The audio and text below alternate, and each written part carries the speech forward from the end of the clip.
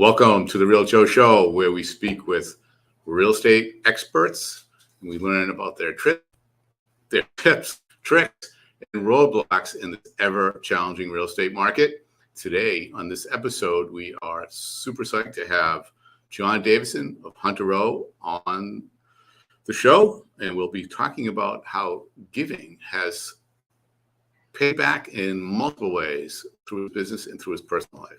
Stay tuned to the end. We'll have a very special question for John that he has no idea what it is, and I want you to stay tuned for that because I'm not sure what it's going to be either.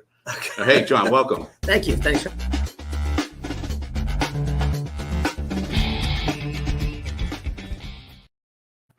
All right, John. Thanks for coming on the show. Appreciate it. We work hand in hand together. And just to back up, and I think the story, the tagline of talking about giving is one of the reasons why we met. Right. When I had first moved to North Carolina, I was looking for people to network with and get to know the market. And John showed up with his You Before Me fundraising and charity company that he has, organization that he has, that really wanted me to reach out to him and meet with him. And then I learned he's from New Jersey, and it just clicked.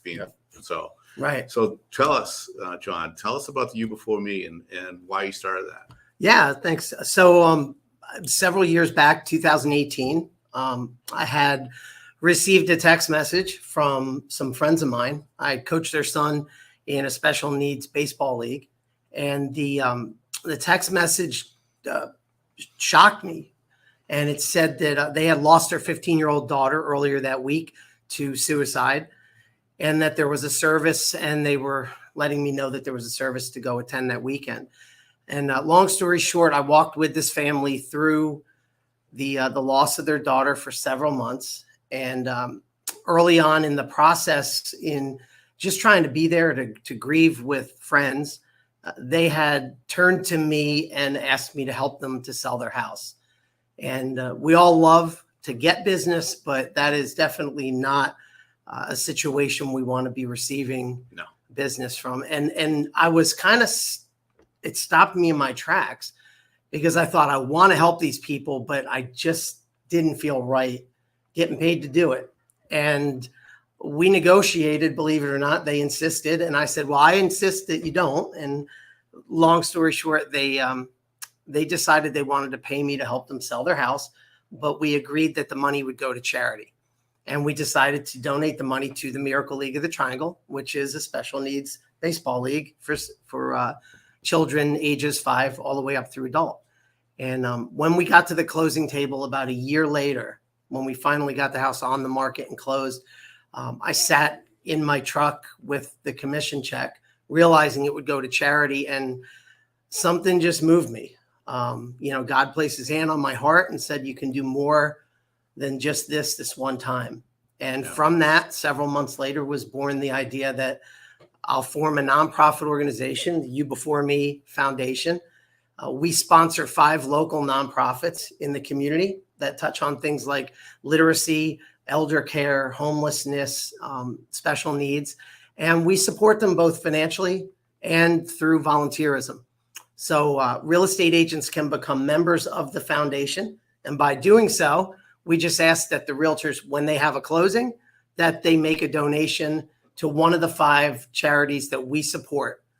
We do ask, though, there's one caveat, that their clients are the ones that select the nonprofit. Nice. And the whole goal there was to have everybody have an awareness of the nonprofit organizations in their community, the work that they're doing, and also have an opportunity to come out and volunteer with those organizations so that they can put their hands on some of the things going on in their community and effectively, make a change. So it's been interesting. We've been out shoulder to shoulder with our own clients and vendors and friends and family, those of other realtors.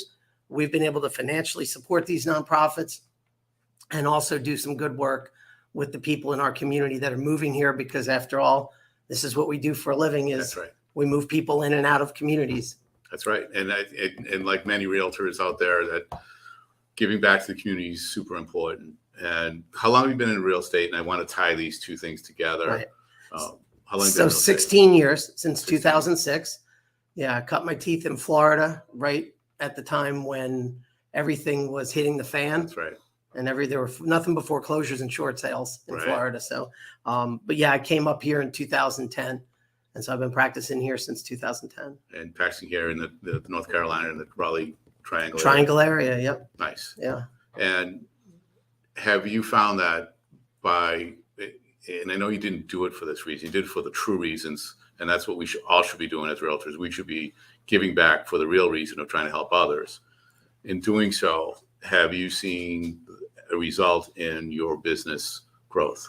Yeah, definitely. Up until about 2016, I had a total separation of personal and professional. So I was a real estate agent. I was selling. That's what I did. And I really didn't do a lot of the volunteer work that I do now up until about 2016. My personal story, I had a faith walk that started in 2016. I got connected to some very good people that sort of affirmed me and helped to bring out some of those things in me that allowed me to discover kind of who God really wanted me to be. And that was to go out and to serve. And I jumped in and started serving at my church immediately, working with youth, cooking dinners, chaperoning trips. And that one thing led to another. I ended up in divinity school, did 3.5 years, got my master's in divinity. And through that walk with the people in my church, I started to discover that service was something that was part and parcel to who I was.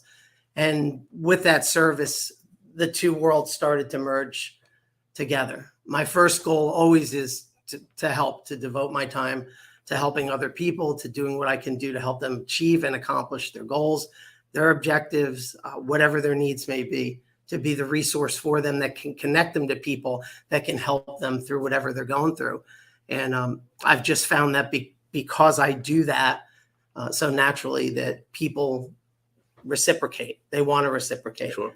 Which is, very much what Buffini teaches, Michael Mayer through 7 levels of communication, teaching to come from contribution. And these were books I read and theories I understood, but didn't put into practice until it rested on my heart to do it personally and very intimately myself in my personal life.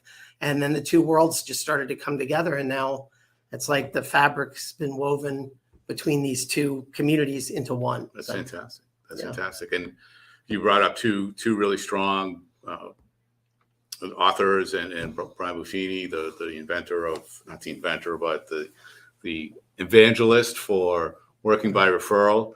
Right. And this one piece of your business is just one piece. And it's really not part of your business. It just happens that that's part of your life. So it intertwines. Right. Tell us about how else you have used that giving. Let's go giver's gain, right? The Dr. Meisner, BNI, the starter of Business Networking International. BNI, yeah. Giver's gain. He wrote the book. And how does that apply to your business outside of the you before me? Right. So prime example, just the other day, I had a banker at PNC, one of the folks that I do business with on a personal level, who also came out to the Miracle League and volunteered with her daughter this past season. So on a personal level, we had connected through the concept of service and giving back. Called me the other day because she had someone in her office who had a question, real estate related question. And she thought, who can I trust and who's going to give an honest opinion? And I'm never shy about giving an honest opinion. Sometimes, or any opinion. Or any opinion. I know well. You sound like my ex-wife now. So, but yeah, I just gave it to her straight, told her what I thought. The client really appreciated it. Her client appreciated that. And, by the end of the conversation, we had connected, the client and I. And she said, yeah, I'm thinking about selling my house or two because I've got a rental property. And you know what? You were very honest and very helpful. And I appreciate that. And so we got connected. And that's really like serving is the foundation to everything. Becoming the resource that people can trust, becoming somebody that people view as being genuine. And I think that's something I hear a lot as a coach. as a mentor to other real estate agents is, how can I be genuine about what I do? Because I don't want to be the one people see coming and then they run the other way because I'm going to ask them for business. Right. And people want to be genuine. And this is a prime example of how to do it. You do it in your personal life and it just spills over into your professional life as opposed to the other way around. You mentioned mentoring and coaching other agents. How important do you feel it is for all agents to be supporting each other and and sharing ideas? There are no real secrets in this business. So, there's some secret sauce in certain businesses, but truly, it's pretty much an open book. Yeah. And how do you do that by? It's your nature to do that. Right. How do you feel that helps? It gives back to you. Yeah, I mean, I've been through a number of different real estate brokerages in 16 years, and many of them are very compartmentalized. Mm-hmm. There are teams, there are individuals, there's some collaboration, but not a lot. I've never been in an environment like this at Hunter Row where the collaboration is so front and center. And I think I talk a lot. I know I read a lot of Simon Sinek, I talk a lot about the infinite game, the finite game, and how too many people get caught up in the finite game, just accomplishing the win or the loss. Right. The mindset here is very much infinite game minded. We help one another. We're constantly process improving everything that we do. Everyone has a voice. Everyone knows that someone else is there to carry them along and pick them up. And then they'll do the same for them. And that's, to me, that's what keeps people coming back to the well, to the trough. You need to leave work every day fulfilled. You got to be excited about going there. You got to be happy while you're there. And then you've got to feel fulfilled when you leave. Well, we all have our down days. We all get a little slap in the head by a neighbor or even a family member that goes and does something, like sell or buy a house without us. Right. How do you measure that as far as feeling fulfilled? What happens there? Because I know when I'm an office guy, so I come into the office every day. I have that personal interaction with the agents and the staff here and the leadership staff, and that's what lifts me. Even when people don't know they're doing it, just by being present and by affirming a person, that's what lifts me. That's what gets me through those times, which makes me want to go out and go out of my way to do it, for other people as well. Yeah. I think that's key, because I think if people feel like they care, people where I work care about each other, really will go out of their way and care about me. You can't put the next shiny object in front of them and make them leave. Right. When people start going for money, like we talked about, that's right. At Compass. Don't do that. No, don't do that. Okay. At the companies that are named after directional instruments, a lot of people will jump on board in places for the money. Right. And then the next thing you know, someone offers them $5 more and they leave. That's the beautiful thing about this, is that when you create an environment where people feel like they're taken care of, feel like they're family. Sure. And I always know, I don't want this to be a Hunter Row commercial. I always want to separate that. Mm-hmm. And the reason is, what we practice here can be applied to others. And it's not, right. We do it at a different level, but there's certain attributes, certain conduct and reasons why people give and gain and work collaboratively that can be done in other situations. And I personally am out talking to agents that anywhere. I'll talk to anybody about real estate. I just enjoy it. Whether they're a fit for this company or another company, I'll even recommend they I'll help them go to another company, because it's all about being real, being truthful, and sharing ideas and concepts and trying to raise a level for everybody. And that's, I think, part of your giving and locally inside this office that is important to everybody around us, where you're trying to bring everybody up. And that's what really helps your game and helps the people around you. Yeah, I mean, everybody's got their own definition of success and fulfillment, and the whole key is whatever it takes to help them get there. That's right. That's what we want to do, and that starts and ends generally in most of these places with the leadership. Fortunately, and I tell people all the time when they say, "What's a good brokerage for me to go work at?" What are your core values? What are the core values of the organizations? Look at those two things, and probably where you find the most similarity is where you're going to find the most fulfillment. let's we just had lunch together. Poor waitress, she'll never be the same. So we were talking about the agents that look at what's your split, what's where they see that as the first question they want to ask. And you had some great insight on that, as did Justin. And I'd love to hear that, your take on that, because again, you're not in my role. You're just a guy that does real estate, and you chose to come to a place at Hunter Row that's not the 100% or that type of model. Right. And I'd love to hear your take on that. Yeah, I mean, the first question I think any agent should ask when they look at split is, like anything else in life, what am I getting for my money? And you were in these 100% groups, right? Yeah, right? I was. Oh, I can't name names, but yeah, I was with one that was a 100%, and a couple others that were high, close to 100%. The difference was I didn't feel like I was getting anything for my money where I was. I was still kind of on my own. The systems that we have here, the support that we have here, the way this is run like a business is very different than anywhere else I've been. So that was part and parcel to coming here. And the other part, we met for coffee, like you said. And I wasn't really super interested in coming over just to be an agent.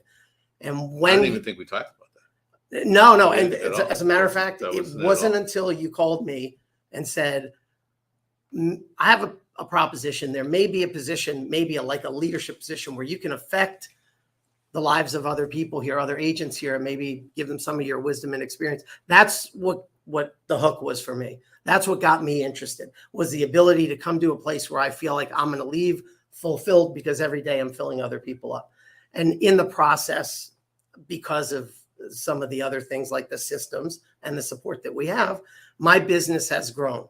The marketing plans that I always made every year for the past 15 years that never got executed, all the administrative minutia that I went through trying to run my own business that I don't have to spend the time on now, all of that has been leveraged in a way that allows my business to grow. Why? Because I spend time now communicating, contacting my sales team, my sphere, my database, whatever you want to call it, but staying in constant communication with them.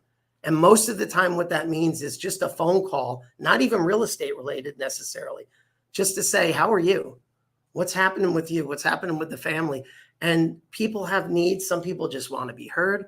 But when people have a need and you're there to really genuinely be present, that builds strengthens the relationship to the point where, like I said, that reciprocity kicks in, that thought, what can I do for you? Because I feel like you're doing for me. And that's a beautiful part of that bilateral relationship.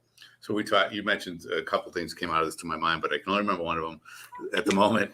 That's, I don't have enough here to keep the thoughts captured. You're just old. That's too, thanks. So you mentioned running a business. What is that? You've been in business for real estate for 16 years. And now what's the difference between that and running a business? Yeah, I never really ran a business before. I loosely looked at a profit and loss statement every year, but I really had no handle on what was coming in, what was going out. It's much different. Again, the resources are here to allow us to do that. The fact that I never did that before, I was very transactional, living from transaction to transaction. Now I feel like I view things more transitionally. Somebody's transitioning through a process in their life. It's a divorce, it's a marriage. We just had a child, we got relocated, whatever the case may be. It's very transitional mindset now. So when you're thinking of things in a transitional mindset, it's very easy to look at your business like a business and say, you know what, these are my customers. I'm running a business. What am I spending? What am I making? I have resources here that help me gather all that. In the past, it went into a drawer. And maybe we looked at it by January 31st when we were getting our W-2s to, file our taxes. Right. So, but it is a business. And this place allows us to see it that way because we're around it constantly all day. Has your perception of your value, your core value to your business and to the people that you serve, has that changed since you've started looking at your business differently? Yeah, it's not accidental now. when the phone rings, like the call I mentioned earlier from my banker, from Jessica, when the phone rings, when those calls come in the past, it was kind of like we talk about working by word of mouth versus by referral. My life was by word of mouth. It was, if somebody called, I just dealt with it. There was nothing intentional about wanting to create a lifestyle where I was reaching out and intentionally contacting people to see what they were up to, what their needs were. And then you start to see it come back tenfold. Well, in the eyes of the consumer, in the eyes of your client, what is your value to them? The value to them is probably two or threefold. One, like the guy in that town in all those old movies where he's in like the little town in the Midwest and something comes up and they're like, oh, I need shoelaces. Go see Joe. He knows where to get everything. Or you know what? I'm having problems with my marriage. Oh, not that old. Go see Joe. I wasn't in the Westerns. You were in the Western. You were black and white, so with that face, you had to be. So crap, I was. That's what you want to do. Is you want to be that person that people can come to for just anything and everything. So I want to be that resource to people to be able, to afford them the advice to be able to help them through whatever they're going through. So you're valued as a resource to them for anything, probably local or real estate related. Yep. And then on the real estate side, absolutely. To be able to afford people the, experience of 16 years in the business, of any questions they have. The church was going through a situation like this recently. Our church was and wanted to purchase properties and build a community center. And they called and they said, we've got some questions. It's nice when people come to you and you can be a resource for them that way. What about your value in a transaction? I speak to so many agents that they perceive their value as it's their words on the newsletter they send. They're writing the content for the postcards that are going out. They're the ones that are sitting in the car with the buyers, driving them around, opening doors. Where do you see your value as opposed to that? Yeah. Or is that what you see? No, I'll give you for example. So I did a listing presentation with a couple and walked through the whole presentation with them. And down at the bottom, there were two comments. One, this family's going through a lot of financial stress right now. So that was one pain point. Two, the relationships between the family members were extremely strained because of the financial pressure. So we kind of like left that on the side and we did the whole presentation and got the list. Now, the point is the value I perceive in that was that those were my objectives. Lessen the financial strain. And by lessening the financial strain, it's going to better the relationships between the family members because they won't be stressed. We gave them resources to help them to do that while we were selling their house. So it was twofold. Those are the objectives. It's not just to sell the house and put the sold sign on the lawn. That's great.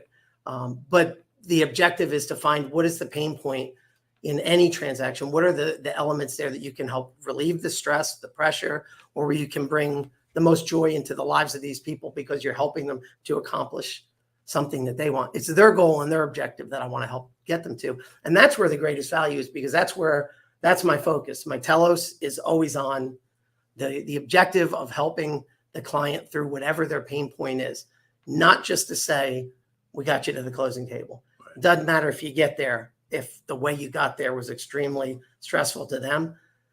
And we absorb a lot of that as agents and we have to be willing to do that. So I think a lot of the value comes in that and in not doing all the elements of the transaction, in working with other professionals that are helping to show homes, that are helping to market the properties for me.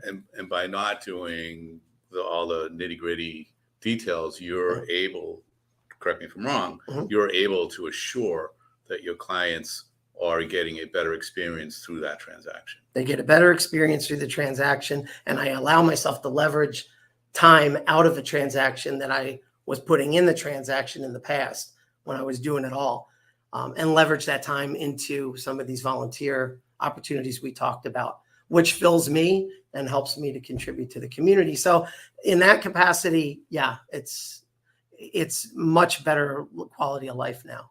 And better quality of life, you're feeling more fulfilled. You've been doing this since February. How's your year looking? Good. Yeah. Halfway mark, about 5 million in business, halfway through. which means if I, the trajectory is to get to $10 million, that is absolutely not intentional. It is just happening because that's the way the business is unfolding for me, because I'm staying, I have a wristband that says, trust the process. And that's what I'm doing, is just trusting the process, that if I'm true to who I am, if I'm being exactly who I am, if I'm being giver's gain, if I'm thinking putting others first, if I maintain that and keep a healthy balance in my life of where I spend my time, it will be what it will be. And it just happens that this is going to be a banner year. So, and a banner year is, for me, is relative, right? Is you relative. said that earlier. Yeah. It's what the individual agent wants to consider success. Right. And how does this scale for you? I mean, where are you, going for? You're going to hit 10 million this year. Let's possibly, maybe, are you going for 20 next year? What's driving you to? No, I think it's a quality of life. It's being true to the process. Number one, doing taking all the steps, making the calls, writing the notes, having the meetings, making sure I'm staying in touch with people, reaching out to build my sphere even larger through, bringing new people in, new opportunities to help other people I don't already have relationships with. Mm-hmm. If I can continue to do that part of the process, keep a balance in life, maintain the things that I'm doing in my personal life, volunteering in the community. If I can just continue to do all that, wherever the numbers fall, they'll fall. I don't let the numbers drive me, because the minute, you start to look at the finite game, I got to hit X amount in 12 months, but am I a failure if I hit it in 13 months or 15 months? I mean, it's like going to the gym, right? You go to the gym once in a while. It doesn't show, but I know you got a membership. So you go to the gym, right? You want to lose X amount of pounds in X amount of months. If you don't get there, so what? Have you failed? You're a lot healthier than you were. That's right. And even if you do hit it, guess what? You got to keep doing it. That's right. You can't just stop. That's right. So, I think that's ultimately the way I like to look at it, is that the numbers have been better than they've ever been before. And that's just being true to the process and being in a culture and an environment that benefits me. So by being true to a formula, to the system that you're using, right, not worrying about the end piece of it, mm-hmm, you're doing better than you've ever done. Yeah. Just by default. Yeah. Yep. Absolutely. Yeah. That's awesome. That's great. Yeah. Before I ask the question, and Okay. you're probably not going to be able to answer this question. I'm going to ask the audience to Okay. answer this question. You have to put it in the bottom or somewhere in this. So, what else you want to add? Is there anything that you'd like to add to this before we end the show? Nah, just to any of the agents that are listening, take it from somebody who spent half a career striving for numbers and striving, to be bigger and better. Just find yourself, be true to who you are, keep a balance in your life, associate yourself with people that are going to care about you and support you, regardless of your title, your bank account, and all that other stuff. Just surround yourself with people that are going to help you feel fulfilled, and you'll find success, because your definition of success is different than mine. It doesn't, make us any better or worse than each other, because at the end of the day, we all got to help carry each other through this life. And to your point earlier, the information's all public. Right. We're not keeping any secrets as realtors or even as people, but if you need help, don't be afraid to ask for it. If you see somebody that needs help, don't be afraid to lend a hand. It's just a mindset. And when you live that way, I think you are being true to a process that's going to benefit you all the way around, personally and professionally. Yeah. And that's a true ask. If anybody out there wants to talk real estate with me or John, anytime, you can be in Colorado, Saskatchewan, whatever, reach out, man. That's all I do all day long. And I know, John, you love talking about it too. And please do, because I know probably 10% of what I need to know. That's right. That means that y'all got the other 90% of the information. So Absolutely. I'm always happy to talk to people that can teach and educate me. That's right. I'm not saying we have answers. We Right, love talking about it. Right. Certainly not about hair care. We might find the answer together. That's what happens most often. All right. So here's the question to you. Okay. So look at John, look at me, John, can I borrow your glasses? Yeah. Oh, I knew where this is going. All right. Here's the question: who looks more like Stanley Tucci? That's it. Thanks for watching.